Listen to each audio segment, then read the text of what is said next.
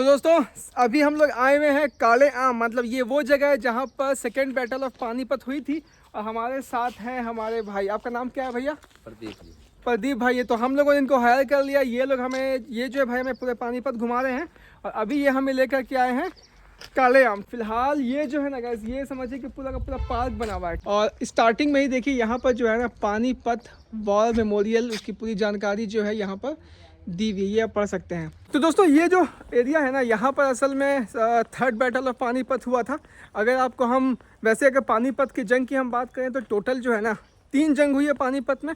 पहली जंग जो हुई थी 1526 में हुई थी, दूसरी 1556 में हुई थी, और तीसरी जो है ना 1761 में हुई थी। तो ये जो है काफ़ी बड़ा पार्क है ना। और अभी तो हम लोगों ने सिर्फ यहाँ पे इंटर ही किया है।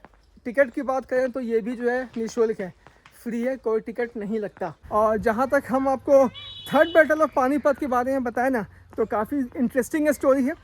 इस स्टोरी को जानने से पहले जो है ना थोड़ा सा हम लोग जो है मराठा किंगडम के भी बारे में जान लेते हैं। दोस्तों मराठा किंगडम जो है वो छत्रपति शिवाजी महाराज ने फॉर्म किया था, 1644 में फॉर्म किया था। 1650 में जो है उनकी मौत हो गई थी, यानी कि 6 साल के बाद। जब समय यहाँ पे आया था साहू जी महाराज का, जो कि उनके पोते थे, तो उन्होंने जो है ना पेशवास की नियुक्ति की। और पहले पेशवा की नियुक्ति जो हुई थी 1713 में हुई थी, जिनका नाम है बालाजी विश्वनाथ। उनको कहा जाता है second founder of Maratha kingdom.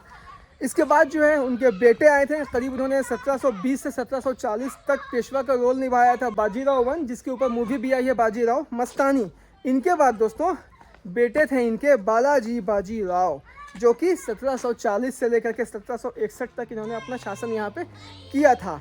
और यही बालाजी बाजीराव है ना जिनके टाइम में यहाँ पर हमला किया था अहमद शाह अब्दाली ने, यानी अहमद शाह दुरानी ने। और अब हम बात करते हैं अहमद शाह अब्दाली के टैक्टिक्स के बारे में, जिसकी वजह से जो है ना उसने पानीपत की तीसरी जंग को जीत लिया था। सबसे पहली बात यह है ना कि अहमद शाह अब्दाली के बारे में कहा जाता है कि वो जो है बहुत ही ज़्यादा डिप्लोमेट था। उसने कई लोगों को अपने साथ कर लिया था। अवध के जो नवाब थे उसको उन्होंने अपने साथ कर लिया था। इसके अलावा जो है रोहिला के जो राजा थे उसको उसने अपने साथ कर लिया था। लेकिन मराठास वगैरह में क्या प्रॉब्लम थी कि उन्होंने जो है ना अपने साथ किसी को किया नहीं था, वो अकेले ही यहाँ पे आए थे। पूना से आए थे यहाँ पर दिल्ली में, दिल्ली से फिर वो लोग गए थे पानीपत, क्योंकि दिल्ली में ऑलरेडी जो है ना खजाना वगैरह ख़त्म हो चुका था। अहमद शाह अब्दाली जो है ऑलरेडी लूट चुका था उसको, और मुग़ल का भी जो है डाउनफॉल यहाँ पे चल रहा था।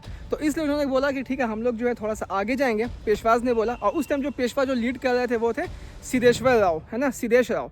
और साथ साथ में बालाजी बाजीराव के बेटे विश्वास राव ये भी थे वहाँ पे। और साथ साथ में उनके कितने लोग आते हैं, साथ साथ में करीब पुणे से जो है 5 लाख लोग यहाँ पे आते हैं, जिसमें से 1 लाख तो सेना थी, बाकी 4 लाख लोग और आ गए थे ताकि मतलब सपोर्ट के लिए। लेकिन जैसे ही वो लोग पानीपत में गए ना, तो पानीपत में जाने के बाद जो है चीज़ें काफ़ी पलट गई।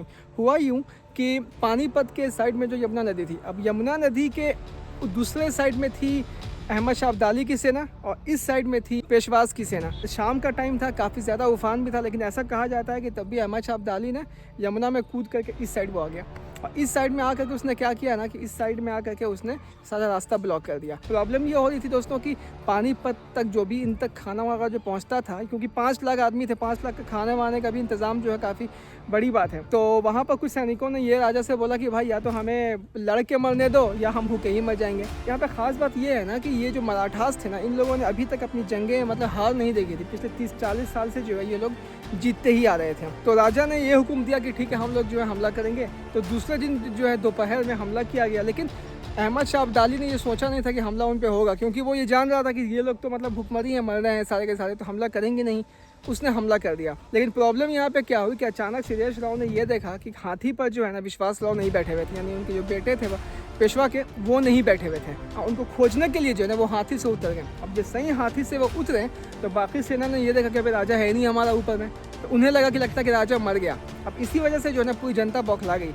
अब बौखलाहट में क्या हुआ ना कि ये लोग जो है इधर उधर हो गए, और इस वजह से फाइनली क्या हुआ कि जंग जो है ना अहमद शाह दुरानी यानी अहमद शाह अब्दाली के हाथ में आ गया। और फाइनली जो है अहमद शाह अब्दाली जो है फिर से यहाँ से सब कुछ लूट करके वो वापस काबुल चला गया। और कहा जाता है कि उसे जो है काबुल में ही मरने के बाद दफना दिया गया था, और वहाँ पर उनकी मज़ार है। और ऐसा भी कहा जाता है कि हर साल जो है ना कई लाख लोग जो है ना उनकी मज़ार पे दर्शन करने के लिए, फातिहा पढ़ने के लिए आते हैं। और अहमद शाह अब्दाली को काबुल में अहमद शाह बाबा के नाम से भी जाना जाता है। तो ये थी पूरी कहानी। और फिलहाल आप मेरे पीछे जो देख रहे हैं ना दोस्तों, ये है यहाँ पे थर्ड बैटल ऑफ पानीपत का स्मारक। तो यहाँ भी चल के हम चीज़ों को फिलहाल आपको दिखाते हैं। ये देख सकते हैं इस तरह का ये पूरा बनाया गया है ना। और ये देखिए कितना बेहतरीन तरीके से बनाया गया है। और यहाँ पर जो है ना थर्ड बैटल ऑफ पानीपत की पूरी जानकारी जो है यहाँ पर ये दी हुई है। लेकिन यहाँ पर सब कुछ लिखा हुआ है। 1526 में जो है पहली बैटल ऑफ पानीपत, 56 में सेकेंड और 1761 में जो है थर्ड बैटल ऑफ पानीपत, सबकी जानकारी यहाँ पर दी हुई है। ये आप पढ़ सकते हैं। तो ये देख सकते हैं ये है वो स्मारक। कहा जाता है कि इसी जगह के आसपास जो है ना यहाँ पे थर्ड बैटल ऑफ पानीपत हुई थी। और यहाँ पर एक ज़माने में जो ना काला आम हुआ करता था, का पेड़ हुआ करता था। और उसी जगह पे जो है ना इस पिलर को यहाँ पे बना दिया गया है। जतिन भाई जो है हमारे साथ आ चुके हैं। दोस्तों इनकी सबसे ख़ास बात ये है ना कि इनको एक एक चीज़ मालूम है, डेट टू डेट कौन सी जंग कब हुई है, सब कुछ इनको मालूम है। सबसे अहम बात ये जानने की है ना कि असल में यहाँ पर जो पेशवास थे ना वो हार कैसे गए। पहला रीज़न तो ये बताया जाता है कि यहाँ पर बालाजी बाजी राव है ना, जो उस टाइम पेशवा थे, उन्होंने सदाशिव राव को भेज दिया। जबकि उनको जो है ना नॉर्थ इंडिया में एक्सपेडिशन वगैरह करने का जो है ना उतना ज़्यादा एक्सपीरियंस नहीं था। जबकि बालाजी बाजी राव के अपने सगे भाई भी थे जिनका नाम है रघुनाथ राव, उनको एक्सपीरियंस था है ना, नॉर्थ इंडिया का भी एक्सपीरियंस था और ज़्यादा एक्सपीरियंस है लड़ाइयों का भी, लेकिन उनको नहीं भेजा गया, उन्होंने मना कर दिया। और इसके अलावा ये भी कहा जाता है कि मराठास में जो है ना उतना ज़्यादा अपना इंटरनल कॉन्फ्लिक्ट भी बहुत ज़्यादा था यहाँ पे है ना। और तीसरी चीज़ ये भी है ना कि पेशवा जो है ना उन्होंने किसी भी किंगडम को जो है ना अपने साथ नहीं लिया, वो सिर्फ अपना ही अकेले लड़ने के लिए चले गए। जबकि अहमद शाह अब्दाली जो काफ़ी डिप्लोमेट था, उसने अपने साथ साथ अवध के नवाब को भी साथ में ले लिया और साथ में जो है ना उसने रोहिला के राजा को भी ले लिया। और दोस्तों सबसे हैरानी वाली बात यहाँ पे ये है ना कि हमने इस पेड़ को देखा और पेड़ पे आप देख सकते हैं इस तरह की तावीज़ें आपको बहुत सारी टंगी हुई दिख रही हैं।